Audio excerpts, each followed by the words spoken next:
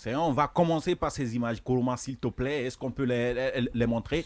Quand j'ai vu ça, quand on m'a envoyé ces images-là hier et que je les ai vues en gros plan, Kourouma, s'il te plaît, parce que c'est très important de voir ces images de cette manière-là. Ce que vous voyez, ce sont des Africains à la frontière du Maroc et de l'Espagne, mesdames et messieurs. Ce sont des Africains qui sont là comme cela. Qu'est-ce qui s'est passé? On ne sait pas trop. Ce qui est sûr, c'est qu'il y a des Guinéens parmi eux, il y a des Maliens, il y a des Burkinabés, il y a surtout des Africains des Sud-Sahariens qui sont couchés là, et ce sont des immigrés qui ont tenté de traverser la frontière pour aller en Espagne. Et jusque-là, puisque ça s'est passé le vendredi, nous sommes lundi, aucun pays de l'Afrique de l'Ouest n'a pris la voix pour ne serait-ce que dénoncer ou constater les faits qui se sont passés. C'est pourquoi nous nous y intéressons dans cette émission ce matin. Parlez, s'il te plaît. Effectivement, il y a eu cette situation qui est... Ce sont des images qui sont assez insoutenables, oui. Mais ce qui s'est passé depuis quelque temps, déjà, il faut rappeler que même sur les chiffres, les gens ne sont pas d'accord. Oui. Au départ, ils ont voulu masquer et dire qu'il y avait 5 morts. Finalement, ils sont montés à 18. Oui. Et samedi, jusqu'hier, ça a été réactivé par... le Maroc qui a dit qu'on est autour de 23 à 24 morts. Moi, je ne crois même pas. Les chiffres ont évolué. Oui, maintenant, j'ai bien. Hier matin, avant de sortir, on était à 37 morts. Hier dimanche, on est monté à 27, 28. Donc aujourd'hui, on est monté à 37. Dans la journée, peut-être qu'on va arriver à 40 parce qu'il y a des blessés graves qu'on ne voit pas ici, qui sont déjà dans les hôpitaux. Mais quelqu'un qui est au Maroc me disait qu'il y a beaucoup de blessés qui sont à l'hôpital, mais aucun médecin ne s'occupe d'eux. Mais qu'est-ce qu'on sait? Qu'est-ce qui se passe réellement? En réalité, justement, en réalité, c'est des migrants. On parle de 2000 migrants qui ont tenté de franchir l'une des seules frontières terrestres entre l'Afrique et l'Europe. Parce qu'il y a 2 frontières terrestres. Il y a la frontière de Melilla, là où il y a eu ces problèmes, et la frontière de Ceuta. Mais ils ont décidé donc de passer par la frontière de Melilla. Il faut se rappeler que cette situation, on avait réussi à la calmer lorsque l'Espagne a accepté la politique marocaine du Sahara occidental. Mais quand il y a eu le problème, le Maroc laissait les gens passer.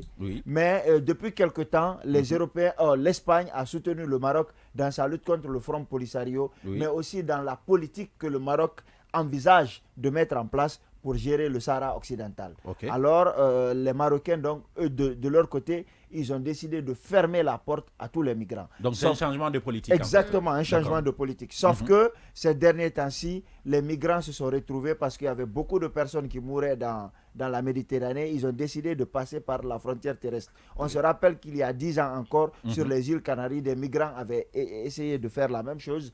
Et en passant par-dessus des barrières, on avait vu les policiers espagnols ouvrir le feu sur tout ce qui bougeait. À l'époque, on a assisté à des dizaines et des dizaines de morts, même si aujourd'hui encore, on ne sait pas quel est le chiffre exact. Alors, les 2000 migrants ont décidé de passer de force de l'autre côté de la frontière. Parce que, en fait, ce qu'on ne dit pas, c'est que ces migrants étaient persécutés derrière par le Maroc. Ils étaient fusillés. Donc, pensant qu'avec l'Espagne ou c'est l'Union européenne, il y aurait plus de respect des droits humains. Donc, c'est une politique de représailles du Maroc contre ces migrants-là. Parce que tout simplement, l'Espagne a soutenu... C'est une politique de massacre de ces migrants. Rassurez-vous bien que ce ne sont que des Noirs, ce sont des migrants venus de l'Afrique au sud du Sahara. Donc, les Marocains ont décidé de mettre fin à cette situation. Maintenant, entre ce que le Maroc les faisait subir et ce qu'ils pensaient risquer en Espagne, ils ont préféré foncer sur les barrières de sécurité des policiers espagnols pour pouvoir se retrouver au sein de l'Union européenne. Parce que là, ils estiment que même en prison, ils ne peuvent pas subir ce qu'ils subissent au Maroc. Sont en train de subir mais c'était mal connaître ce qui Moi, le Maroc, quand même, ça m'étonne parce que je pensais que le Maroc était plus indulgent sur ce genre de situation, surtout en ce qui concerne l'Afrique noire. Mais en voyant ces images-là, je suis quand même sidéré. Tous on est d'accord que dans l'attitude, même vis-à-vis de la Guinée, le Maroc est moins dur avec nous que les Libyens, par exemple, que les Algériens. Surtout les Algériens. Et surtout les Algériens. Donc, on est d'accord plutôt avec les Maliens. Marocains, on a une longue histoire commune. Maintenant, après tout ça, ce qui se passe, c'est que c'est l'Espagne qui a fait le premier communiqué d'ailleurs, parce que le Maroc ne disait rien dessus. C'est l'Espagne qui a fait le premier communiqué où il disait que c'est une agression contre sa souveraineté. Et ils accusent en fait les trafiquants ceux qui sont dans ce désert-là, les trafiquants humains, tous ceux qui sont tous ceux qui sont dans cette situation les passeurs, en fait, clandestins. Ils les accusent. Donc, ils ont estimé que pour légitimer la violence des policiers, que l'Espagne a été agressée dans sa souveraineté. Donc, c'était de la légitime défense. Il fallait sauver le pays. Parce que lorsqu'un pays est agressé et que vous réagissez, c'est pas la peine. Vous savez rien sauver le pays. Les images qu'on voit, c'est pas des passeurs, c'est pas des passeurs, c'est pas des bandits. Non, ils disent que c'est catalysé par les passeurs. Ce sont les passeurs créer qui le sont chaos à l'origine de cet amoncellement de personnes. Mais sauf que... Non, ça on va laisser aller rapidement. Sauf que tous ces migrants qu'on voit là, il n'y a personne qui était armé. Ils n'ont pas montré un seul migrant clandestin qui avait ne serait-ce qu'une arme blanche. Et quand vous regardez sur les images, tout le monde blessé. Mais comment ils se sont retrouvés par terre de cette manière-là? Oui, Est-ce qu'ils ont été battus? Quelles sont les faits? C'est ça la conséquence de la bousculade. La question. En fait, ici, Mohamed Ali, ici, non, ce qui se passe, il y a eu des morts, des blessés et des personnes qu'on a arrêtées. Mais tous ont été obligés de se coucher au même endroit, à même le sol. Là, vous ne voyez pas que des morts. Il y a des gens qui sont bien vivants, mais qui sont blessés. Et donc, il y en a qui sont épuisés parce qu'ils peut-être n'ont pas mangé. Vous voyez les barrières.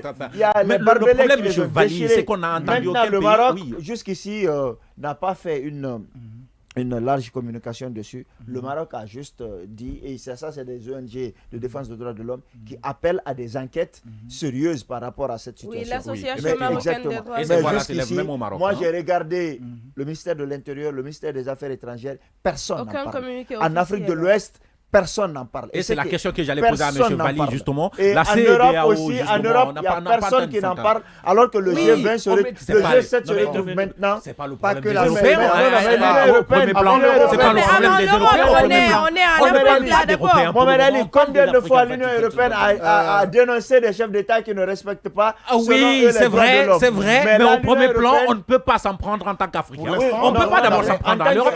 Mais on s'en fout complètement de l'Europe qui le disent ou qui le disent. Pour le moment, il faut parler de ces Africains qui doivent prendre la parole. Ils n'ont pas pris la parole en fait. On est plus rapide.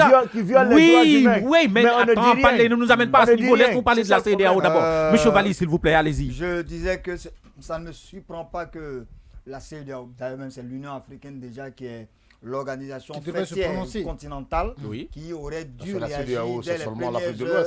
Et là, c'est toute l'Afrique. Non, mais moi je parle de la CEDEAO particulièrement. Je parle de la CEDEAO particulièrement, si vous permettez. Parce que lorsque vous voyez, on fait le classement des pays fournisseurs de migrants. Les pays de la CEDEAO sont les premiers. Vous parlez du Mali, de la Guinée, du Sénégal, et ces pays-là. Ce sont ces pays qui appartiennent à la CEDEAO. Vous les voyez ici. La majorité des nationalités de ceux qui sont couchés ici. Il y a beaucoup de Guinéens. Ce sont des Guinéens. Je confirme ce sont des Maliens, ce sont des Sénégalais, c'est énormément des pays, des ressortissants des pays de la CEDEAO. Mais il n'y a aucun communiqué de la CEDEAO. Oui, mais pour moi, ça ne me surprend pas. Ça ne me surprend pas. Il y a deux raisons. Premièrement, les organisations sous-régionales et qu'on appelle ça continentales, africaines, sont inféodées à l'Union européenne. Donc je vois mal ces organisations africaines tenir un discours qui pourrait frustrer, sinon froisser un pays membre de l'Union européenne. Et ça ne me surprend pas du tout. Le second élément, c'est que ces pays africains ont peur de parler parce que quelque part, les dirigeants ils connaissent pas la position de... Non, les dirigeants eux-mêmes ont une part de responsabilité dans ce qui est en train d'arriver.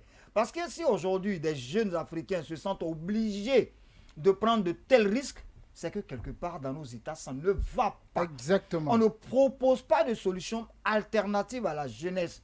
Beaucoup de jeunes aujourd'hui, lorsque vous leur dites, mais n'allez pas mourir dans la Méditerranée, ils vous disent, mais grand, on ne préfère pas mourir ici. C'est aussi simple que ça. Mais est-ce que ça ne donne pas un coup, la question à Tomou, est-ce que ça ne donne pas un coup à la crédibilité de la CEDEAO? Parce qu'on sait que la CEDEAO est en cheval sur les deadlines au Mali et en Guinée. On vous donne 14 mois pour la transition, on vous donne 12 mois sur la transition quand il s'agit de changement de régime politique. Mais des situations comme ça, la CEDEAO n'est pas prompte quand même à faire un communiqué, ne serait-ce que pour constater ce qui s'est passé en fait. Non, pas du tout. Moi, je pense que c'est que les États États devraient faire, c'est d'abord se prononcer là-dessus, en tout cas faire un communiqué pour déplorer ou disons sanctionner ce qui s'est passé du côté de l'Espagne. Mais moi je pense qu'il n'est pas encore, le temps n'est pas peut-être n'est pas perdu et je pense qu'ils vont se retrouver le 3 juin prochain à Accra, outre les questions de deadline. Est-ce qu'on a besoin de se retrouver pour faire un communiqué? Non, mais justement, il faut un communiqué d'urgence. C'était 12 et maintenant nous sommes à 37. Peut-être d'ici le 3, on va être à 100 morts. Moi-même, personnellement, je ne crois pas à ces chiffres parce que ça fait aller jusqu'auprès de 100 victimes à ce niveau. Mais je dis encore une fois que j'ai commencé par là, je dis que les États devraient se prononcer là-dessus, ne serait-ce que les États de l'Afrique, de la CEDEAO, disons, parce que comme tu l'as dit, tu l'as rappelé, les migrants de ce côté sont les migrants qui viennent la plupart des pays de la CEDEAO. Donc, ils devraient peut-être se prononcer là-dessus dès qu'ils ont constaté qu'il y a eu ce drame du côté de l'Espagne. Mais, encore une fois, s'ils ne l'ont pas fait jusqu'aujourd'hui et jusque ce soir, s'ils ne se sont pas prononcés, je pense qu'ils auront l'occasion de le faire le 3 juin prochain. Et je pense que est-ce qu'il faut attendre jusqu'au 3 juin prochain? C'est ça la question. Il ne faut pas attendre. Il ne faut même pas laisser la Je pense que la CEDEAO doit aller un peu plus loin et plus rapidement. C'est inadmissible. C'est inadmissible. Ce n'est pas la première fois que ce genre de situation arrive. Ce manque de décision qu'on dénonce un petit peu. Mais je pense qu'il n'est pas encore trop tard pour bien faire. Ce qui s'est passé est déplorable, mais la CEDEAO devait se prononcer là-dessus. Tout le monde était rapide à constater comme si c'était nouveau. Lorsqu'on a dit qu'on vendait des Africains en Libye, tout le monde s'était étonné comme si c'était la première fois. Et puis c'est à la suite de cela que les gens en ont fait un fonds de commerce. Et puis ils ont marché. Et d'ailleurs, les organisations africaines ont été très timides dans leur réaction. Même ici, en fait. Quelqu'un le rappelait tout de suite ici. Lors du massacre du Bataclan en France, on a vu des chefs d'État africains verser des larmes de crocodile. On les avait même traités des valets à l'époque. C'était des Français, disons-le. Mais il y a une autre question que l'on se pose, Kourouma. C'était le fait que la Guinée soit un pays libre et indépendant, un pays souverain de la CEDEAO et de tous les autres pays. Il y a des Guinéens dedans, mais on n'entend pas encore un communiqué du ministère des Affaires étrangères. Oui, le CNRD, on peut convoquer des gens qui parlent un peu des massacres qui se passent en Guinée. Oui. Et c'est très rapide de convoquer des gens, les intimider, mais ce cas, au moins, ils auraient pu se prononcer parce qu'il y a des Guinéens dedans. Oui. Ce que j'avais envie de dire avant de venir sur le cas guinéen, l'Union africaine, moi je ne vois même pas la CEDEAO, puisque c'est l'Afrique qui est en deuil. L'Union africaine, et pendant que Macky Sall peut aller chez Poutine pour lui pardonner d'avoir du blé, pendant qu'il peut aller partout, c'est lui le président. Mais au moins la promptitude, non, je te dis, il peut le faire. C'est une promptitude pour aller ternir ou bien pour aller quémander au nom de l'Afrique. Oui. Mais ça, par exemple, il aurait pu avoir une promptitude au moins dans la communication. Au moins communiquer pour dire, nous ne savons pas qu'est-ce qui s'est passé, mais nous condamnons. Parce que c'est des Africains qui sont tombés. Au moins, ils auraient pu le faire dès les premières heures, parce que c'est l'Afrique qui a vu l'image. Tout le monde voit l'image. Ce sont les ONG qui ont condamné rapidement, mais les présidents africains sont assis. Ce sont des compatriotes, ce sont des enfants africains qui sont morts là-bas. Mais après, c'est bon. Ça ne dérange personne. Ça ne dérange même pas qu'on a crié, en fait. C'est ça la Sénégalais, c'est des Guinéens. Ça ne dérange même pas qu'on a crié, en fait. Après, on va vous dire. C'est dommage que ça ne dérange pas qu'on a crié dans cette situation. On aurait pu exprimer notre souveraineté dans cette affaire. À mettre les images ou les drapeaux des pays qui sont victimes, en fait, d'attaques et surtout des pays européens. Mais quand on parle là des migrants qui sont tués et qui sont traités de cette manière, c'est silence radio. Mais où nous allons, en fait, on ne voit aucun communiqué d'urgence, ni de la part de nos États africains, encore moins de l'Union africaine ou encore de la CEDEAO. Mais qu'est-ce qu'ils veulent nous faire savoir en disant que l'Afrique est peut-être libre? L'Afrique n'a jamais été libre en voyant ce genre de choses. Je ne sais pas s'ils ont peur du roi marocain ou quoi que ce soit, mais même le Maroc n'a pas fait de communiqué officiel. À part l'Association marocaine des droits de l'homme, il n'y a aucun communiqué. Et le pire, c'est que même... une question générale. C'est légal pour eux. Parce qu'ils pensent que mais c'est ce que je suis en train de poser comme question, en fait. Ils pensent que c'est de la légitime défense. Si personne ne fait de communiqué, en fait. Si la Guinée ne fait pas de communiqué, les Africains ne font pas de communiqué. Si le Maroc ne fait pas de communiqué, ça cache quoi, les gars? J'ai envie de dire, ça cache quoi, en fait? La légalité de ce qui a été fait. que la vie de ces La hommes-là n'a pas de légalité de ce valeur. qui a été fait. Parce que quand vous écoutez en Pourquoi fait est-ce le que la chef du politique internationale gouvernement... permet que tout le monde ferme sa gueule en réalité? Mais il légalise ce qui a été fait. Quand vous écoutez le chef du gouvernement espagnol qui dit que c'est une attaque, il parle d'agression de son territoire, c'est comme si si l'être humain en question n'est pas considéré, il ne le considère pas. En tout cas, ce qui a été fait, ça ne le touche pas. Ce qui l'intéresse, c'est le fait que les gens aient franchi cette barrière-là pour accéder à son territoire. Mais c'est déplorable. Moi, je pense que comment ces Africains noirs sont traités. Tu sais comment on les appelle vers le Maroc, ces pays? On les appelle kalboun, ça veut dire chien.